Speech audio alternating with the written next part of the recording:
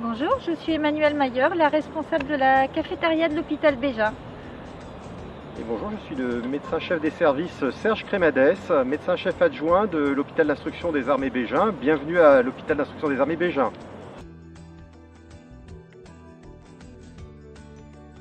Alors, l'hôpital d'instruction des armées Bégin est un établissement militaire dont la mission prioritaire est le soutien des forces armées et l'accueil des militaires blessés en opération. Néanmoins, l'hôpital d'instruction des armées Bégin offre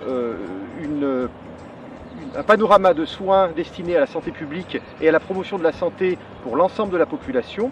C'est dans ce cadre que nous sommes associés depuis de très nombreuses années aux démarches promotionnelles de la santé et de la lutte contre le cancer du sein dans le cadre d'Octobre Rose.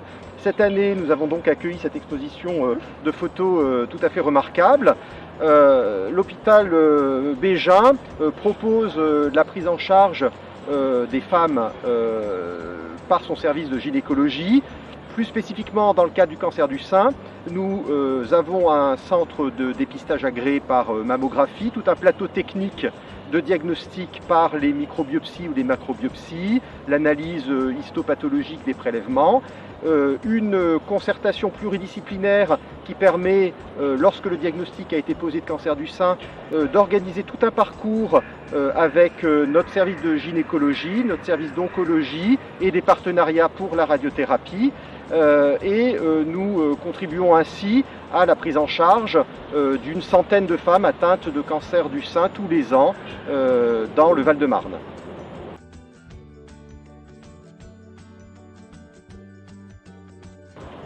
Alors il y a 6 ans, j'ai été atteinte d'un double cancer du sein et donc j'ai eu une double mastectomie et reconstruction. Donc mon amie Marie Choucroune a fait les photos de cette exposition sous l'égide de Mirific Studio, composée de Marie et Fabien Le Guern. Cette expo retrace un peu mon parcours durant la maladie, voilà, ma reconstruction, mes cicatrices.